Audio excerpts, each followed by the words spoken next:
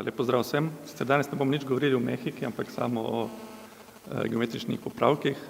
Torej, pričujoča knjiga je nekoliko bolj tehnične narave in nekoliko se razlikuje od vsega, kar bomo danes slišali oziroma kar smo že slišali. Knjiga se ukvarja z daljinskim zaznavanjem, torej z bolj podrobno z obdelavo optičnih satelitskih posnetkov.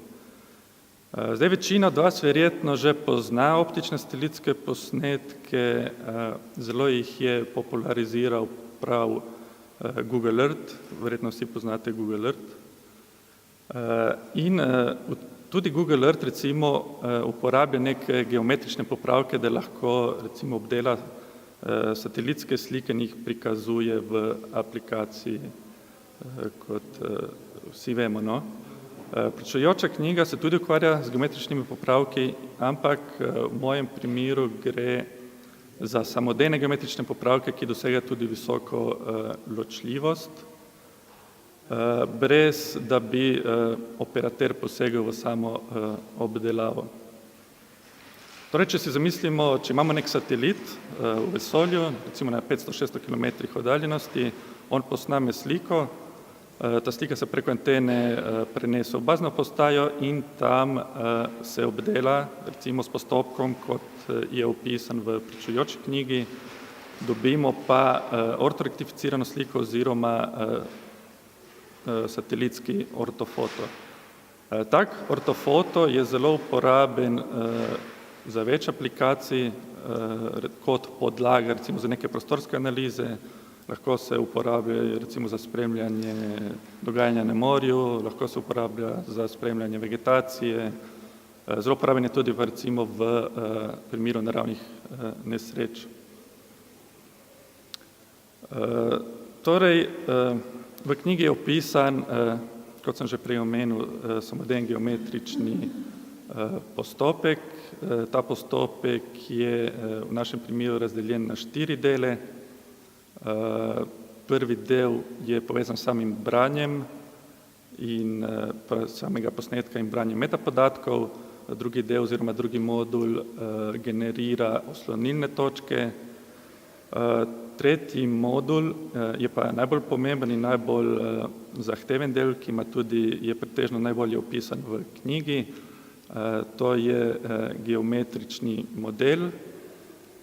Ta geometrični model lahko dela z veliko številom satelitskih posnetkov, recimo različne vrste satelitskih posnetkov različnih satelitov, recimo med temi tudi vrstični sateliti, ki snemajo v vrstičnem načinu, in pa polnoslikovni sateliti, ki snemajo pač polnoslikovnem načinu, to pomeni, da zajamejo posnetek v enem trenutku. Geometrični model je iterativen in uporablja tudi metodo izravnave najmanjših kvadratov. Tako, in rezultati geometričnega modela so pa parametri zunanje in notranje orientacije, ki se nato uporabijo v samem zaključku, v 4. modulu, ki je zadolžen za ortorektifikacijo posnetkov. V knjigi so opisani tudi različni tipi ortorektifikacije, mi smo v našem modelu izbrali način indirektne ortorektifikacije. No, končni izdelek, satelitski ortofoto, je v knjigi tudi preizkušen. Preizkušen je geometrični model, preizkušen je generiranje oslonilnih točk, tudi odstranitev oziroma zmanjšanje vpliva grobih napak, ki nastopajo v modelu, in pa, kar je najbolj pomembno, tudi položajna točnost samih ortoposnetkov. V našem primeru smo za vse ortoposnetke, ki smo jih testirali, to so posnetki RapidEye in WorldView 2, ki imajo 6-metrsko oziroma 2-metrsko ločljivostjo, smo dobili na točnost pod 2 piksla, kar je zelo velika točnost, če upoštevamo, da je sam sistem samodejen, torej avtomatski. Na koncu bi samo omenil še, da bo ta sistem tudi služil za obdelavo optičnih posnetkov, ki jih bo zajemal prvi slovenski mikrosatelit.